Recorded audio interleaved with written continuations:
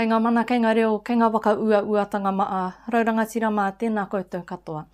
Kei ngā rau kawakawa e ri ana i ngā ware, e mau ana ki ngā ringa, tēnā uki koutou, ia koutou e wakatere atu ana i te unga mate ki ngā ringaringa o kui mā o koroma, ku e tūrangitia.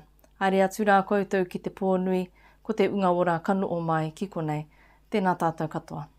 Nau mai oki mai ki tēnei wāhanga o Te Kupu o Te Uru, e arawake ana ki ngā pūrongo e rima ku uake i te wiki nei, ka mutu koi nei te terenga wakamutunga mo tēnei tau Pākehā. Ko Alana Broughton tēnei e arataki ana i te wāhanga nei. A tēnā ki timata mai tātou ki tēnei pūrongo i uake i Te Manawatū ki Horowhenua. Ki tēnei pātaka kai ku ua mai i te wakaaro nui ki te tangata. Anei asa koe a haitana, me ngā kōrero.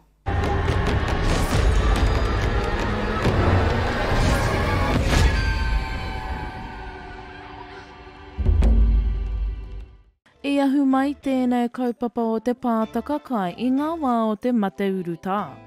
Nā e manawa nui ana a kāle rātou ko tāna tīma, ki te tautoko i ngā tāngata Horowhenua i tēnei takiwa.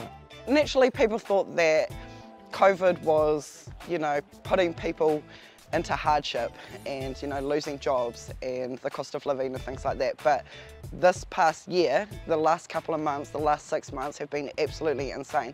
And it's not just people on the benefits or, solo mums or anything like that. It is whānui with 2 incomes. It is, everyday people that are struggling because the cost of living is so insane. People come and talk to us that their mortgage just got put up by $350 a week. How is that possible to live? So it has definitely changed from COVID till now, because we were actively going out and searching for whānui that needed help, and we came across a lot of people that were whakamara about going and seeking help. For the fear of judgment, for the fear of the questions, maybe they didn't have transport, there was a million reasons, and that's when AutoConnect decided to come up with Te Pātaka kai, where there was no questions, no criteria, and everyone was welcome. Ina kua te pikinga utu mō ngā mea katoa i te tatanga mai o ngā hararei, e mahi tahi ana Te Pātaka kai, me ngā momo ratonga, e noho tatanei ki te papai oia, kia tutuki te tono nei. As you know, we have a lot of services here at Whakapaoho. We have a lot of staff, a lot of services, but the wider community as well. So not just Pāmi, so we work with Foxton, we work with Levin, we work with Shannon, we work with all of the food banks, the Pātakas, the pantries on the street and stuff like that, and we're all here to serve our community. We've all got the same goal in mind. So last week we actually ran out of food, put a video up on Facebook of how empty our cupboards was, and this has only happened 3 times in the last 3 years, so it was pretty bad. We're getting a lot of whānui come through, so the people needing kai compared to the amount of food we're getting is pretty hard. So once we did that, we actually had foodstuffs reach out, and they dropped off 2 pallets yesterday. So because of them alone, we're able to stay open next week. So the community is amazing. Ko te whānga matua o te Pātaka kai me ngā ratonga ori tēnei, he tautāwhi te hunga hiahia. He waiwai ārā tau mahi katoa, kia hāneanea ai te noho tahi ki te rā Kirihimete. Te Pātaka kai 4412 is a safe place for whānui to come, with no questions, no criteria. All they have to do is line up, park on the road and bring their own bags, and we fill it for them. We're open on a Monday and Friday from 1 till 2, and we do deliver to some vulnerable and kaumātua. That's quite stretched at the moment because of course a lot of people need help, but we do that. If you are looking to get involved or help support TPK, then we do take donations. We love donations. So our Facebook page is Te Pātaka kai 4412, and we also have our marakai here. So if you want to come down and volunteer and potter around, then just get in touch on Facebook. So although we have no questions, no criteria, we do have a lot of services available, free services at Whakapaoho order. So we have things like whānau order navigators, we have budgeting services, we have quit smoking, counsellors. We have a million services here to help. We do hold a Health Promotion Day once a month, where our kaimahi just sit over there. They don't come to you, so it's always a safe space, but their option is there if you wish to take advantage of those free services. Ko ngā mihi hūmari e kia tātou I tēnei hararei mo tūhake. Kia mana hau ngā rangi e heke mai nei. Hei te tauhou Pākehā. Sequoia haitana, Te Reo o Te Uru.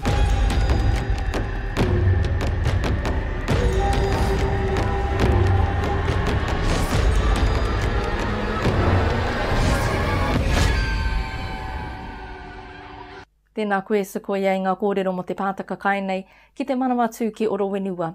E rongo ana I ngā pē I tanga ngā tāmitanga, tēnā tangata, tēnā wānau, tēnā apuri uri noa I te motu nei. Tangata rawa kore mai, tangata mai te iwa karaka I te ata tainua ki te rima karaka, ko te unga katoa e rongo ana I te utu nui a pūtea nei ei wāngai I o tātou wānau. Me te utu kei runga I a tātou te wairua o te tangata, te inengaro o te tangata, e nui te āwangawanga. Pai te rongo I ngā kōrero mō foodstuff e tautoko ana I te kaupapa mā te tuku mai I te ikai. Ki noo pēr tātou ki tēnā ia o ngā wakaro mō te iwa arā ko te taa pakii. Me te ia wangawanga ki te aurei e āngai ana ki te wā Kirihimete.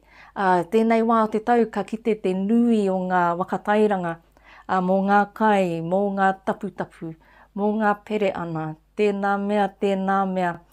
E kātu wakarangi ruatanga kei roto pēr I tēnā.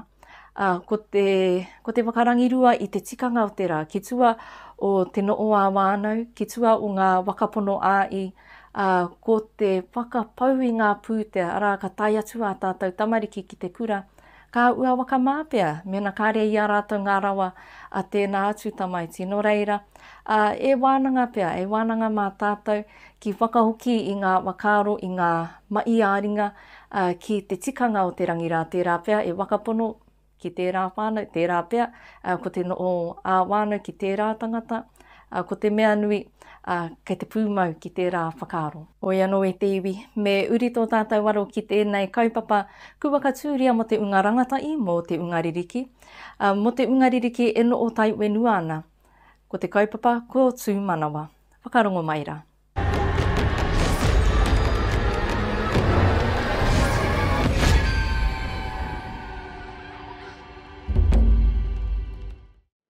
E kaupapa waka wānui te ao o te ungaririki no o taiwhenua nei, kutu ake ki whanganui, I tai atua Te Reo o Te Uru ki Tū Manawa, ki te koi I ngā kōrero mo ngā mai waka ira nei. So the Tū Manawa program, it is for our tamariki and rangatahi who live on the Whanganui River Road, and we receive funding from Sport Whanganui and Sport New Zealand to run these programs during the school holiday periods. So it's all about getting our kids active, showing them new experiences and opportunities, getting them away from the awa, bringing them into town and showing them new things because they're so isolated, it's a rural area, they don't really get the same opportunities as kids in town or access to the same services or activities. So it's really great for us to be able to bring them into town or take them to new places, show them different activities and opportunities. Ka roa kīting ki e te i o ngā kātū mai ka mai ai te unga ririki nei I tā rātou tipi aere ki te taone nui. Our first session we did kickboxing at Vulcan MMA, which is a new mixed martial arts gym that's open in Whanganui, with Matt. And he is a black belt in Brazilian Jiu-Jitsu, so he's got loads of experience in mixed martial arts. So yeah, we took the kids there, played some games with them, they did a bit of kickboxing, a few drills, that sort of thing. They did life-saving with Marie, who works at the Splash Centre. She's got loads of experience doing life-saving and water safety. So we took them through some drills like throwing ropes out with bottles attached. If they do get, I guess, caught in a situation where they have to be saved or they might have to save someone else, I think it's really important to teach them these things around water safety. So obviously living up the awa, lot of the kids swim in the awa during the summer, so it's just preparing them for situations that might arise where they need to be saved or they might need to save someone else. Ko te weropea, ko te wakaaro aua a ki e te imai e ua mai ai te kiko matua e wainei te unga kaimai. So we went to Mana Farms in Pūtaki, which was awesome. They got to ride some little Shetland ponies. They also got to ride some of the bigger horses, which was great. And they did a few horse tricks and things, so standing up on the horses. It's about pushing them out of their comfort zone as well, so teaching them a bit of resilience, and they were really brave at trying new things. Some of the kids didn't want to get on the horses, but by the end of the day they were riding around and also playing with some of the other animals and doing some horse care, how to look after horses and how to be safe around horses too. So we took them down to the local Castle Cliff playground and just by the beach there and had a little bit of a play. And today we're also doing pottery with Fiona McLeod, who does pottery in Wanganui. She's an artist. So we're making monsters, making clay monsters today. So a nice fun activity to end our week. Mo te anga wakamua ki te wā e eke mai ana, ki te kiko o ngā mai, kei a ki te ngā wawata mo te tupu o tēnei kaupapa. So the future aspirations for next year, we want to be running at least 4 programs for next year. So looking at doing 2 programs for our 5 to 10-year-olds and 2 programs for our 11 to 18-year-olds.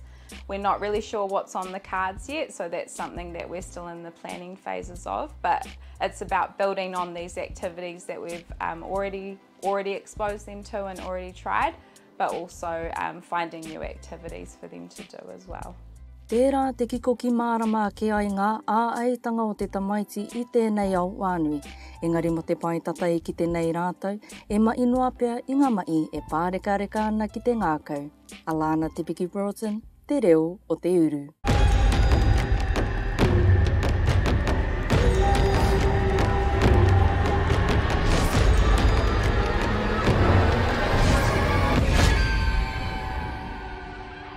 Ta i rā te unga mene nui ko tēnei unga ririki o Tū Manawa. E kaupapa i wakatūrea ki wakaatu atu ki te unga ririki nei e no o Horowhenua ana i ngā āhuatanga o te taone, o ngā taone nui, pēnei te taone nui o Wanganui.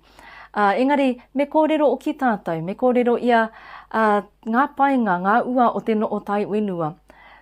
Tērā te mea nui e wakaaro nei au ko te ononga ki tai au, ko tērā piringa ki tai au, e ononga e kore e taia te wati, ko te no o tata ki ngā wānau, ki ngā wanaunga, ko te kimi ngā mea o te tai au e pāreka ana ki te tamaiti, ki te tangata, koina e te i o ngā painga, kamutu, e kore pea e rangirua i ngā rama muramura o te taone, rawerawa ati te kite i tēnei unga, e orere pai ana i te tākaro i runga i te pāka i ngā papa tākaro. E ara tēnei te pakaiti, engari e aronga peange, e kite ngā peange. Ko e te i o ngā tamariki o nāia nei rangi kāre pakuaro ki te pāka. Ka kite atu i te pāka, ka uki tōtika mai te aro ki ngā tapu kei ngā ringaringa, ki ngā wāia pūkoro me rā mea no reira. Koina e ararau ei taka inga mā te unga nei o Tū Manawa. Kei a rātou ngā pūkenga, ngā koranga mai te Horowhenua, mai te taone oki, ei wakakaa i a rātou, ai tā rātou uriare i te ao nei. Me uri anō te aro i te iwi. Ku tai atu ki tēnei pūrongo, e aro nui ana ki te korowaitanga o te eru māpara, tēnei unga ko tō rātou i u kuputa mai i tēnei kaupapa, i tēnei akoranga. I tai atu a Phoenix Manly Green ki te kapuake i ngā kōrero, i ngā wakaaro. Kei au koe Phoenix.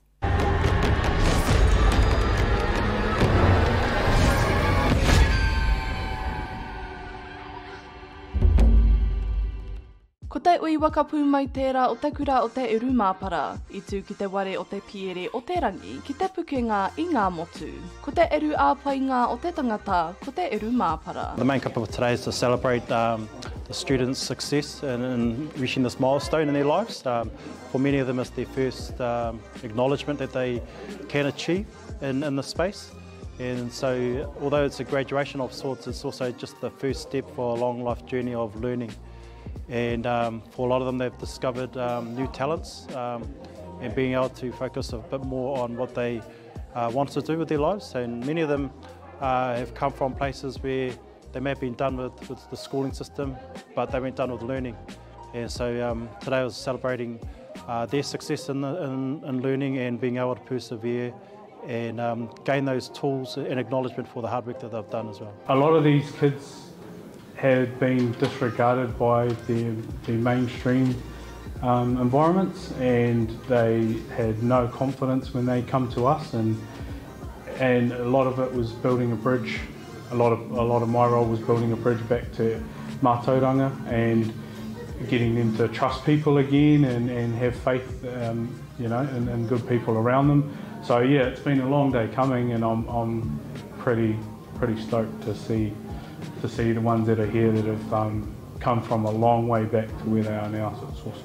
Kua wakamana ai te āuru o te eru māpara I te Māori tangata o tēnei tauira. Ei tā Eli Davis, kua karopupu tōna māia ki te kimi mai ki tēnei ao. Since I started, it's really gotten me out of my shell, and I've made some really good friendships, and I got the courage to apply for work. Ei tāruka te moana, kua mana ua mai e nei tauira ki te ao mātauranga. A ko tōna mano konui kia au māngia tēnei kāui, kia kimi mai, kia waitonu I ngā akoranga mātauranga oki. For me, I think a lot of them have learnt the basics on how to start learning again, how to seek out extra knowledge, how to ask those tough questions, and how to look after themselves.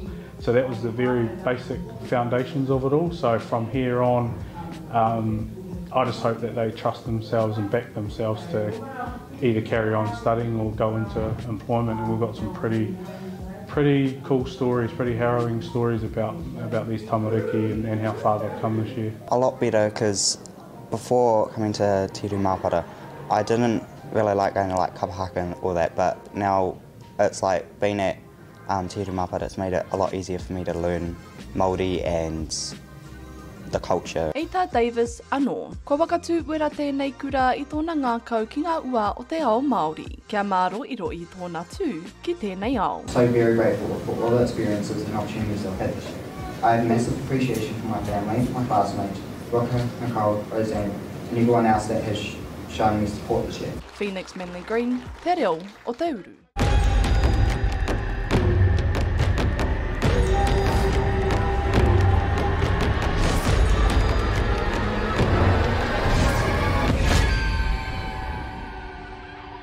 Kia ora rai, Phoenix, tēnā koe tau tai atu ki te korowaitanga o te Uru Māpara. Ki reira ka po ake ai ngā kōrero o te unga kukoro waitia. E rongo ana I ngā kōrero mō te tini ararau ai taka I ngā mā rātou. Ku kitea, ku taka ia o ki e rātou te ara o te Uru Māpara, ku tai te wā. Ki tiro aere ki ngā rarau kei mua I a rātou, kei te aroaro, ko ea te ara ai taka I ngā mā rātou. Koina te I mea ko te rapu I te ara, ko te rapu I te mai peange, e rapu mai. Engari e mea anō, ku rangona mai te pūrongo rā, e mea anō te tū maroi.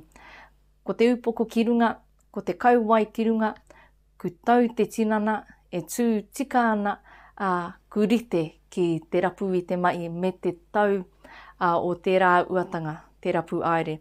E mea nui tērā, koina te I o ngā tino pūkenga o roto I te kaupapa pēnei I te Uru Māpara. Ki tua o tērā, ko te tau o te noo ki te ao Māori, tērā pēa I o ngā tauira. E ara I te mea kāri e mōio e Māori, mōio rawatu e Māori. Engari kūrongo rānei te tinana I tērā. Ku wiriwiri rānei ngā ringaringa, ku taka I rānei te waiwai, ku we te ro te arero, e rā āhuatanga katoa, koina te I mea ka karango ia I te tinana e te wairua oki, I roto I nei kātū wakoranga pēnei ia te Uru Māpara. Hoi anō, kei te mi I atu. Me uri anō te aro e te iwi, me aro ake tātou ki te upoko o te ika, ki te ware paremata, ki te ware miere, ki tēnei wanaunga o te uru, ataku taimo ana camp. I wakataungia ki reira, me tana tuku I tana kupu, ki te ware, ki te kingi o ingaringi, ki te iwi tonu. I tai atu a pāparauru ki te kapu ake i ōna kōrero ai taringa mō tātou, a me te tō mai ki tō tātou arawaro i tēnei wā. Kei a koe pāparauru.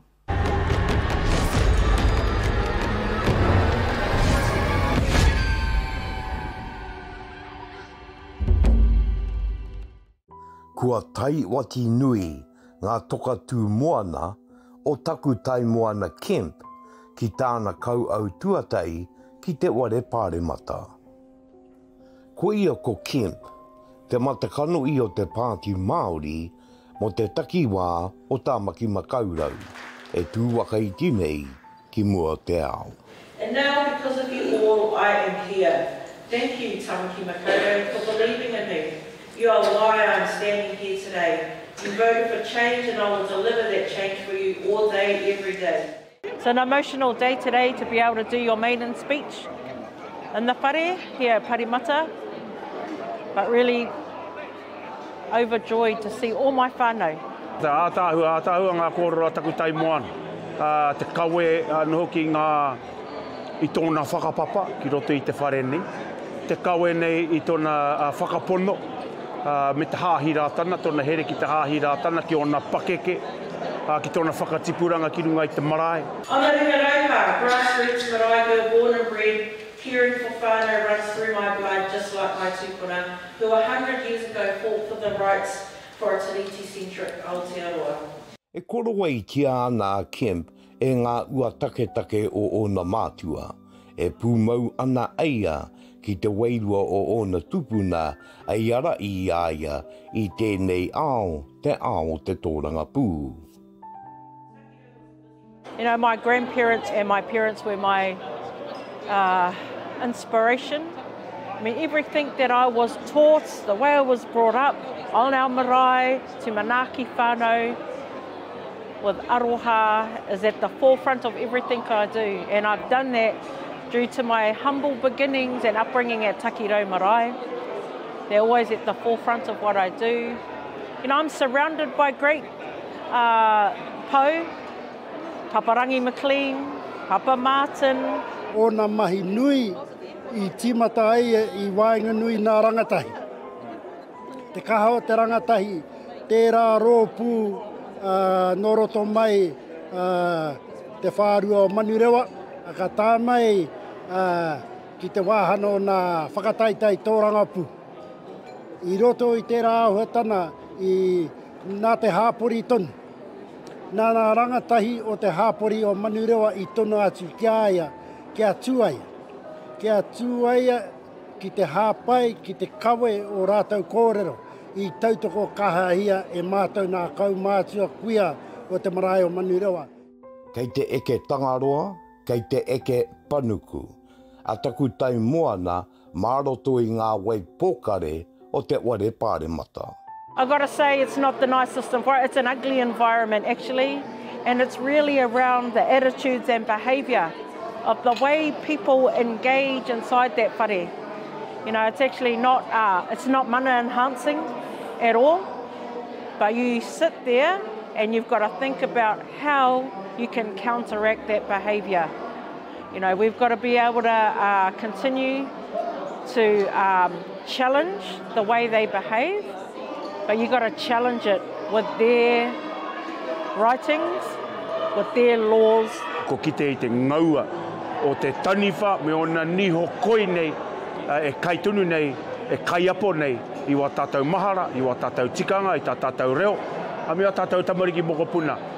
Nō rere he mea whakamatara i a tātou engari, hako te pauri o tō rātou hihia, me te kai ko hora nei ki runga i tā rātou tēpu hākari nei, ko te mea pai ko puta, ko whakawhaiti tā tātou iwi, ko whakakaukau mai te iwi, puta noa, hako tangata whenua mai, tangata triti mai, tangata moana mai, kei te whakakotahi tātou.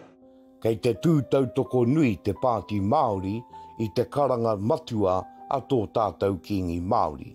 Kia ui ai te ao Māori, hei wānanga i ngā mai e a tēnei kāwanatanga, ngā mai tāwai i ngā tika o te tangata Māori tonu.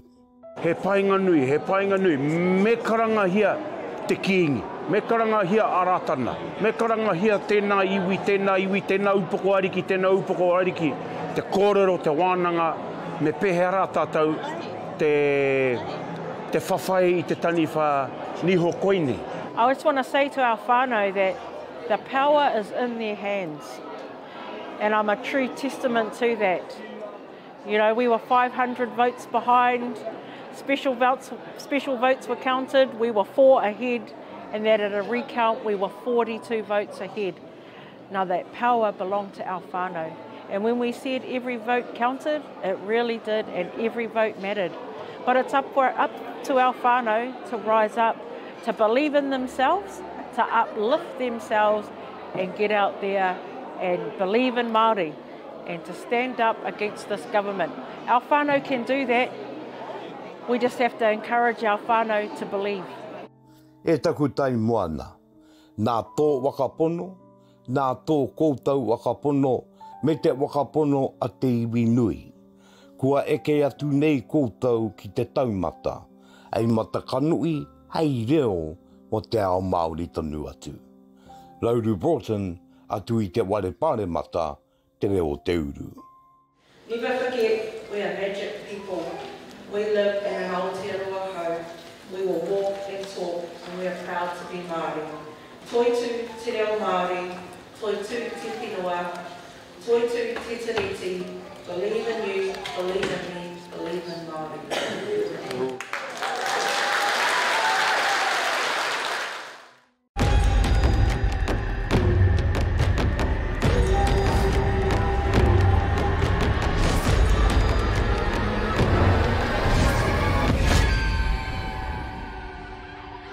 Tēnā koe pāparauru, ai tai atu ki te upoko te ika, ki te ware pāremata ki reira, ka poake ai I ngā kōrero, mo taku tai moana Kemp, ai wakatauria ki reira. Ka wakarongo ki aia e kōrero ana mō te anu, mō te kawa o ngā kōrero, ngā wakaro, ngā ua, te wairua o roto I tērā ware. Kua tērā, ku kōrero aia mō meki te kēmu. Me ako ia e tātou te āua o tēnei kēmu. Me aro ia nuitia ngā kai tākaroa te kēmu. Ka akona, ka ako, ka ātāko, a tōna wā ka mārama me pē ea te kōkiri I a tātou kaupapa ārautaki nei. He mea nui te whakarautaki, he mea nui te whakarongo. Kua te ua, ko ia tērā e ki ana, ka tāia e tātou. E koi tātou te iwi Māori, ka tāia e tātou. Ko te mea nui, ko te whakapono o te Māori ki te Māori tonu. Ko te mōio, ko te mau maara rānei. E reo tō tātou. Nō reira, tukuna tō tātou reo kia rere. Iti pia, nui pia, tukuna kia rere I ngā auwe wā, ki tai atu ki ngā taringa o te unga, e ngā kaunui ana ki tō tātou reo, ki tā tātou reo oki. Ki tai oki ki te unga, e kawa ana te wairua ki a tātou. Ki kite mai rātou, ki rongo mai rātou, I te mana o te Māori, ko te Manawatū ake tēnā. Hei, whakakapi ngā kōrero mō te rangi waka ira rā. Ku karanga ia a tangata tiriti, a tangata whenua, a tangata moana, ngā unga katoa uri noa I te motu nei, ki ui atu ki aia, ki te kiingi, ki runga o tūranga waiwai. Ki reira, wānanga ai hei te ruanga uru o ānuere. Me uri anō te aro e te iwi. Koinei te pūrongo wakamutunga o te wiki, ka mutu ko te pūrongo wakamutunga o te taupāke Anei. I tai atu a Phoenix Manly Green ki tēnei pāmu miro o Ruanui. Ki te kōrero rero ki te unga waka aere o reira me te unga kapo ake I ngā kai.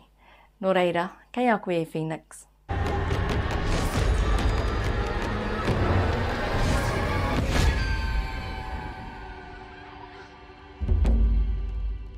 Ki te pāmu miro o te iwi o ngā tirohanga ki te āwera, ngā uri e au ake I ēnei ua, I mua I te Kirihimete. Paoki mai tēnei uri kia rai I tēnei pāmu. Hei tā te rangarewa, kua wai anga I tēnei pāki e ua mai mo ngā uri o ngā tirohanga. I'm gathering that the main reason is to provide employment for our people. and try and create a business structure as well for the iwi. I'm actually, I don't know if you want to record this part, but I was working for Ngā Rauru at Kitei Nurseries, did 10 years up there. So this place was actually built and all the planning done before I actually showed up. I just come in to run it. Yeah. So I'm gathering the main reasons is employment and a business structure for the iwi as well. Te wātuata I tēnei kua kite, kua rongo oki a Katrina Taylor ki tēnei pāmu. Hei tāna, e mi aro te kite I ngā ua kua tipu I ngā ringa raupā ki tēnei mai. E mi aro. Taku wātuata I ka mai a tēnei mai, te koi I ngā ua nei, nā reira maringa nui au, I runga anō I te pō e kāri ko nei tēnei wai. Pono marika I hakarohia kai tira atu taa o te rori, te pāmu nei, engari taku tainga I te ata nei, kua kitea I ngā ua me te mai nunui, kua mai a e te iwi, me ngā ringa raupanga kai mai o tēnei wā I mai nei, nā reira. E mi aro. E tā Taylor anō, e uaratanga nui tēnei mo te iwi o tinoa Māori mā, kia ngā wakamua ki roto I ngā momo o te ao Pākehā, kia tipu I e nei momo kai, e oranga mo te iwi Māori. Oi, mi aro, I te mea no te wenua tātou ne me ki. Kei te moi o au I te taa Pākehī o ngā iwi, puta I te motu. Engari mo tēnei mai, te wakatipu kai, ngā kai pēnei mai, hara I te kai Māori, engari e kai, e ua nui kei roto, e ua mo te ora o te tinana, me te wairua oki, nā reira.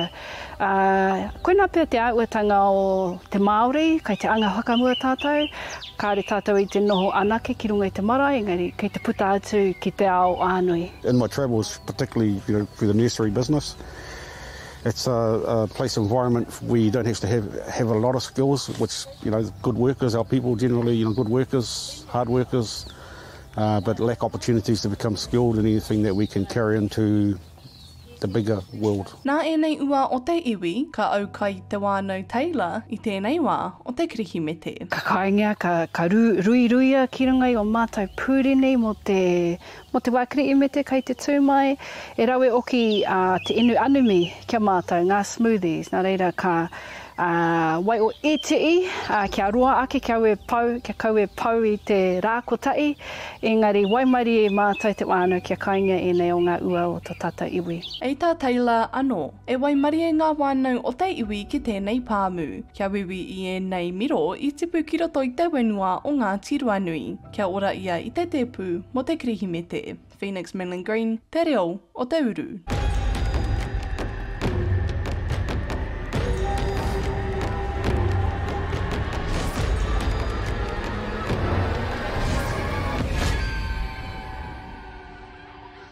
Tēnā koe Phoenix I ngā kōrero mo te pāmu miro wā ruanui. Ka wakarongo ki ngā kōrero a Darren Ngārewa, ka rongo I te I taumata mo te āua o ngā ua me puta mai I tēnei pāmu. Tērā ko te wāngai o tātou wānau, te waka ki ngā kāpata, te waka ki te puku.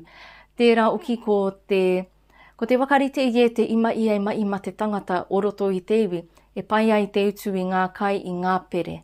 Ki tua o tērā, ko te wakarite puna a Pākehī, e mea nui, e ruku o unuana, e wakaro ana ki te pai tauiti, ko te wāngai a tātou, engari oki ko te wāngai a ia tātou tamariki moko puna I te uki waimuri. Nō reira, tēnei pāmu ku ua mai I te wakaro nui, ki tātou o te anora, ki te rāreanga e wai ana. Kai te me I atu. E te iwi, koina katoa ngā pūrongo ku ua ake I te reo o te uru I tēnei wiki, o te anora I tēnei tau Pākehā. E re rea tuana ngā mii ki ngā pau reo irirangi Māori, ki te kori mako o Taranaki, ki te reo irirangi o Wanganui, ki te reo irirangi o Rangitāne. I re pai ai tēnei manu na te tautoko mai a te māngai pāo. Mai te maunga tī tō ea, ki te awa tupua, ki ngā tini wetu o te rangi. E re rea tuana ngā mii mai te kāui mai a te reo o te uru, mai te unga pāpāo, a Phoenix Mainland Green, a Eruera Rerekura, Alana Broughton, Te Mahemi, Sequoia Haitana, Regan Parani'i. Mai I te unga kapo wakaua, Anei Tēmara, Rawako Sasha Keating. Mai I te kai wakaputa, a Tamsin Pue. Mai I te kai wakaaere, a Tipene O'Brien. Ko Alana Te Piki Broughton oki tēnei. E mi I kaua tuana ki koutou katoa. Tēnei e tua uana I tō koutou waro. Tēnā koutou, tēnā koutou, Mauri ora ki koutou katoa.